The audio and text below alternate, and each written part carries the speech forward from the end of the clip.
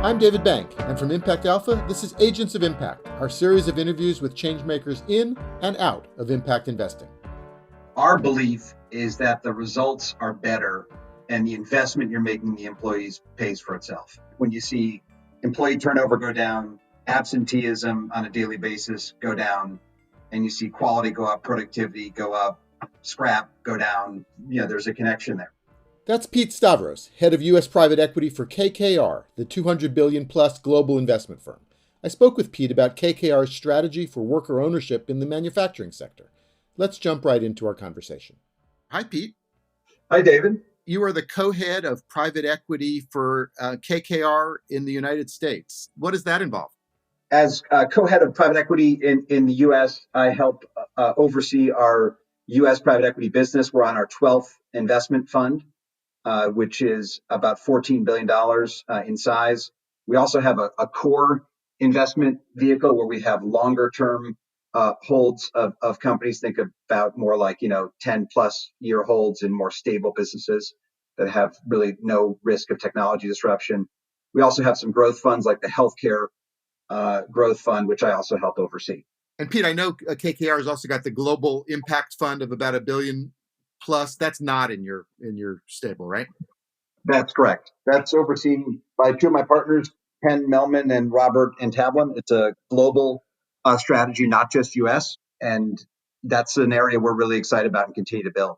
And you invest in a range of companies. You take, I guess, a majority or control of them and help run them. What have you been investing in? So we invest across industries, industrials, TMT, consumer retail, financial institutions, et cetera.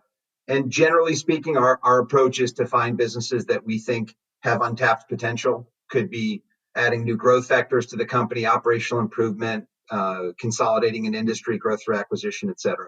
And one of the areas that's kind of interesting that we've been talking about is industrials or manufacturing. It's considered a tough business, isn't it? And kind of obviously had ups and downs in the U.S. and elsewhere. It can be a tough sector to invest in. The sector is cyclical. It's capital intensive. There's not a lot of growth. You've got tough competition from Asia. But on the other hand, it can afford opportunity because the sector is still fragmented and there's often a lot of operational improvement to be had and lots of levers to pull. If you compare a manufacturing business with a software company's got salespeople and engineers betting on a trend, betting on a product. And in manufacturing, you've got a lot of things to work with, a supply chain that often is global in nature, lots of manufacturing plants, warehouses, logistics and distribution to deal with, usually selling through a distribution channel. So lots of things to improve and optimize with a manufacturing business. Well, the thing that got you and I talking was your strategy on manufacturing businesses. A lot of these companies have been kind of, picked over, I guess you'd say, by other private equity companies. You found a kind of interesting way to add value even to companies that other private equity, firms have done their thing on. Tell us a little bit about it. One of the things that we do that's unique is the way we engage with the employees of the manufacturing business. This is an effort we started about 10 years ago in an effort to drive improved performance at the companies we invest in and also, frankly, improve the lives of the employees at those companies. So if you look at a manufacturing business, sometimes as much as 80% of the workforce consists of hourly employees. And oftentimes that level of engagement among the hourly employees is low. So, pay is low. They don't feel cared for. They don't buy into the mission of the company. Turnover is often, reasonably high. And yet that cohort of the employee base is absolutely critical to the performance of a manufacturer because they make the product. They certainly impact things like quality and on-time delivery, customer satisfaction. And so we saw a real disconnect, and we saw an opportunity to change that dynamic and drive improved investment performance. And this approach we've got has three components. It's about investing in that hourly workforce, improving safety, providing functional training, giving workers more agency and decision-making around things like where we make investments in the company, engaging with the community. So we find a charity that has a need for the products that the company makes, form a partnership with the charity, get the employees involved. It's about building, pride in the organization, having people feel like the company really has a reason for being.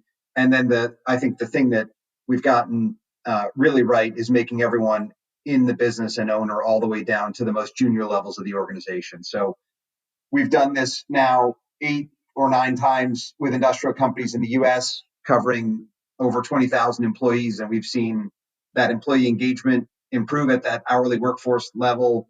Retention goes up, absenteeism goes down, and investment returns, have been really strong. We've invested about $4 billion of equity capital across these investments over the past 10 years. And today that's valued at well over 12 billion. So we've created a very nice gain, and the employees have participated in that. In aggregate, I think we've delivered over $500 million to our employees, excluding management. And so it's been very meaningful at an individual level. So sharing wealth with employees, forgive me if I'm wrong, but that's not generally been, I think, in the private equity playbook in a large way. How did you come to this strategy personally? The original idea started with my dad. He was an hourly worker with a construction company in Chicago, and he used to talk all the time about lack of alignment on the job. And when you're paid by the hour, as my dad used to say, the goal is to work steady, not work too fast because you're going to have fewer hours. You're going to get the job done too quickly, but not so slow that you get in trouble. And that kind of thinking drove him nuts. And so he always advocated for profit sharing as a way to align incentives, because he didn't want to fight over how many hours he worked. He wanted to be paid on, quality, cost, on-time delivery, all the things that the company cares about. And so, that kind of was an idea in my mind. And my parents didn't go to college, so I kind of wandered into this whole field. It's not like I had charted a path to get here. And when I wandered into the field, the first thing I happened to do about 22 years ago was work on the sale of a company, a portfolio company of a private equity firm. And during that process, saw how life-changing the exit was to the people who participated in the equity. And so that really, I'd say, and so this is a long time ago now, but that reinforced the desire to try and do this at some point in my career. So, but at that point, in most of those exits, as you were explaining to me, the number of folks who were involved in the ownership group would be quite a small slice. No, Usually it's 1 to 2% of employees participate in a private equity deal. to the upper executives, but not the hourly workers that you're talking about. That's right. 1 to 2% of the total, and it would be just this very senior executive. That's right. And so the thought is, if it's life changing to them, it could also be life changing to the employees as well. And as you said, perhaps get the incentives lined up in a better way. That's right. And so just walk us through it, because you've now got as you said, a bunch of case studies under your belt, and a kind of a playbook, I think, to how it works. But just take us through one of the examples. I know you cited a few in some presentations I've seen, but pick your favorite. Sure. Hard to pick a favorite, but if you take Gardner Denver as an example, this is a public company that we took private in 2013. And when it was public, of the 6,000 or so employees, 86 of the 6,000 were owners in the business. So it's in that same kind of 1 to 2% range that you see in private equity. That's one of the things that often confuses people. Ownership is just as concentrated in these public companies.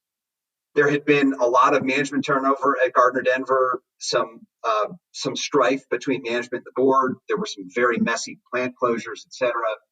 And so, we took the company private in 2013, and it was a pretty challenged business at the time. We developed an operational improvement program, and then, ran our playbook, as you said, rolled out a broad-based ownership program so that all 6,000 employees could participate. We invested heavily in the employees. We struck a partnership with a charity called Drop in the Bucket that drills fresh water wells in Africa using our compressors. Did all the things I mentioned earlier, and over a number of years, really dramatically improved the business and took the company back public. But at the time we went back public, now all employees were owners. I think we had about 6,400 employees at that time, and the hourly employees had about $100 million of stock. It ended up being at the IPO, I think, about 40% of their annual salary. Now the stock's up, 50% since the IPO. So it's more like 60+%. And we just did a transaction with Ingersoll Rand. So the company is now known as Ingersoll Rand. And later this summer, as we've announced, we're going to be doing another $150 million stock grant for the benefit of hourly employees for non-management members of the company. So that would be one example. It's kind of the same playbook every time: broad-based ownership, really investing in the employee base, and engaging with the community in a way that's meaningful. What does that kind of wealth sharing actually mean for some of these hourly employees? Well, we've had a number of exits now, and we've definitely had some heartwarming stories of people buying a new car, or taking their family on a vacation, taking a honeymoon that they couldn't afford to take previously.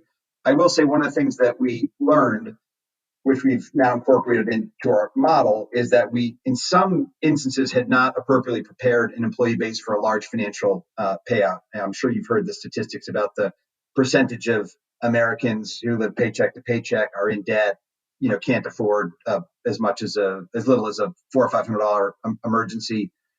Well, a lot of those people work in the manufacturing world, and so when we produce or have a large payout in an investment, and those employees earn, some number of thousands of dollars, call it $20,000, $30,000 that they didn't see coming, and maybe those folks are in debt, and then yet they go out and spend the money.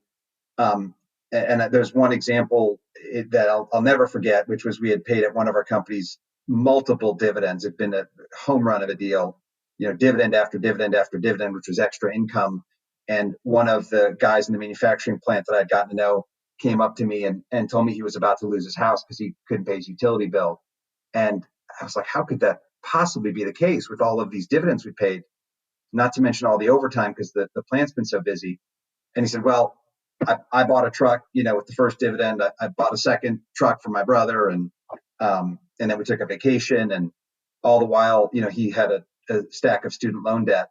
And so as a result of those experiences, we've now incorporated personal financial coaching into the model. So we will basically hire, oftentimes we're working with an outside group like Operation Hope, led by a guy called John Bryant, Mm-hmm. who will staff financial counselors and coaches at our manufacturing plants and prepare people so that they understand, how credit works, how debt works, how important it is to get out of debt, how to save, and then, what to do with their money, when there are these kinds of payouts. By the way, not to mention helping people access earned income tax credits and all that sort of thing. So lots of benefits to personal financial coaching and, what people call financial literacy training.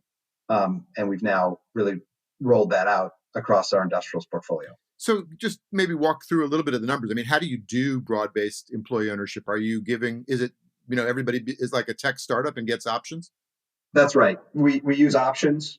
So from our investors' perspective, they get diluted to the extent that there's real performance. We do not ask the most junior levels of the organization to make any kind of an investment. We do offer investment opportunity at more salaried levels of the workforce.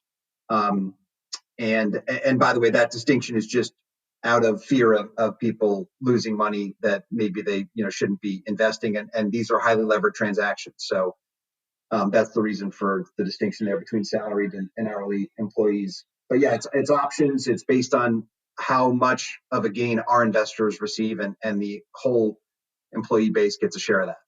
And again, you said the payout at the end might be 40% of their annual salary, but they you have to have an exit or a sale at that point. So do folks actually feel this as kind of wealth creation on their part? Yeah, we do. So when we pay dividends along the way, the hourly employees would participate in that as well. And I should note, we've far exceeded 40% in some situations. So it's not, that just example I gave happened to be 40%. But, we do a lot to make sure that people are feeling that wealth creation all along the way. Participating in dividends is one way.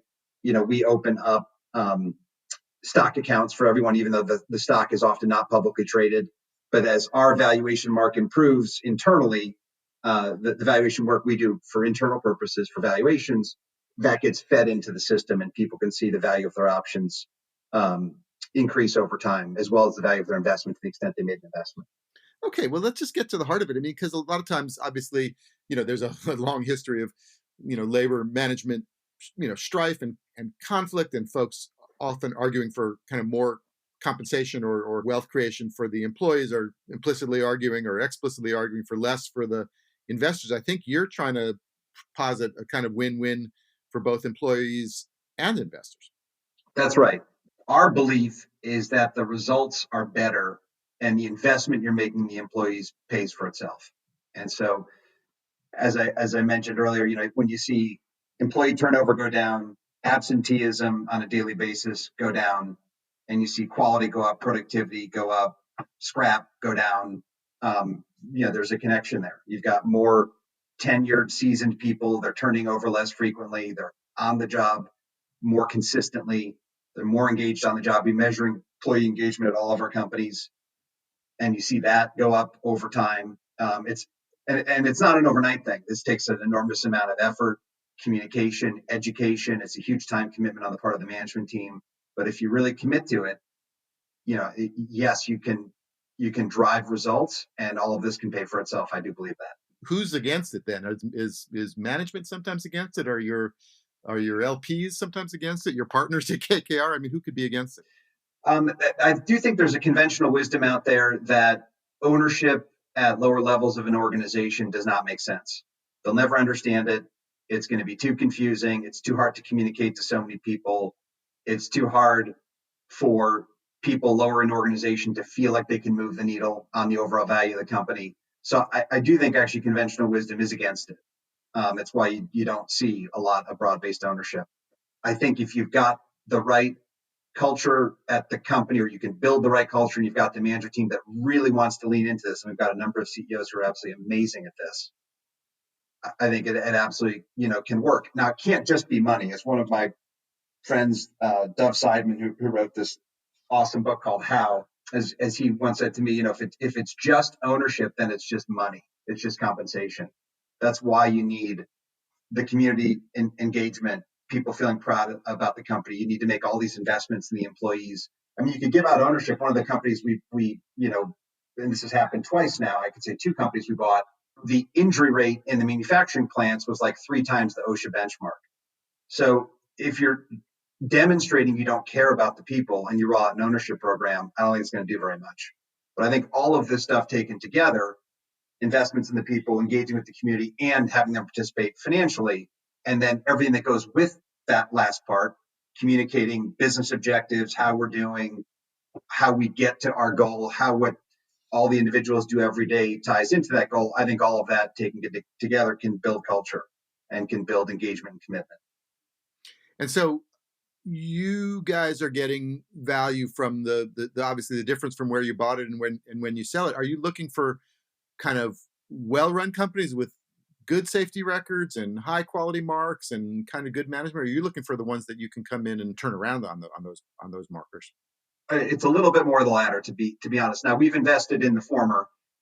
There's just fewer, as I said, levers under your control where you can really drive the performance. You may there be betting more on a trend, but yeah, we love the situations where you've got a fundamentally good business. So we're not looking for a broken company, but a good company, good market position, real reason for being, that's not fully optimized.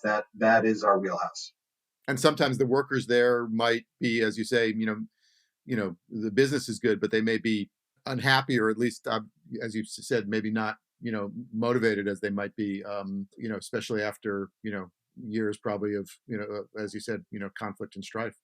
Yeah, exactly. Look, I think it's worse in manufacturing than in many sectors, but that's the state of the American workplace. If you look at any of the Gallup surveys about how many people are not engaged on the job, or in fact, the term they use, actively disengaged, which is like they're basically sabotaging the company that they work for. The statistics are high, the numbers are high. So it's oftentimes not hard to find a group of disaffected employees. And if you can get everyone pointed in the right direction and harness that energy, yeah, I think you can really make a difference. Now, as I understand it, this is really at this point still only in the manufacturing company. So is there something that doesn't work in other areas? You might think of retail or something else, or is it really manufacturing only? I think manufacturing has an inherent advantage in that there are so many employees who are usually disaffected and yet critical to the business. And if you can turn that, it can have an impact. Um, there are some other sectors you're hitting on this point that are not as well suited to it. So take your example of retail. The average rate of employee turnover for retailers over 100%. So if you get in there and you start talking about 5-year plans and you know where we're all going to be in 5 years and how you can participate, the majority of the workforce is already looking for their next job. It's just such a transient workforce. Another example would be some service industries. Uh, that's kind of an interesting problem because often the challenge is there's so many employees relative to the value of the company that you just can't get enough equity to make it meaningful to people. So it works better when it's a mix of some capital in the business, so you're leveraging some technology and some equipment and manufacturing know-how with the blood, sweat, and tears of your employee base. So it's the mix that works the best because just the numbers work out better. If you've got 50,000 employees, unless it's a company worth an enormous amount of money, it just makes it hard to make the math work. But does the same logic in general apply in the sense, even in a retail business, there's arguments about the good job strategies where fast food outlets that treat employees better, maybe even pay more opportunities for promotion and training and that sort of thing, have more loyal employees, but also more loyal customers. So you're applying this in the general idea of sort of employee upgrading the employment conditions. Are you applying that in other areas, even if not full broad ownership? Yes, absolutely. I am familiar with the good job strategy. I think it makes a lot of sense. The ownership part of it can be hard in some of those service industries, but absolutely across the portfolio, we've got a big effort around employee engagement. What we do from an ESG perspective across the portfolio. We're trying hard to improve diversity at our portfolio companies, not only at the board level, but throughout the organization from the C-suite all the way down. So all of those things, I agree, can make a difference. The ownership it can be tougher and in a larger base, with a very, very large base of employees.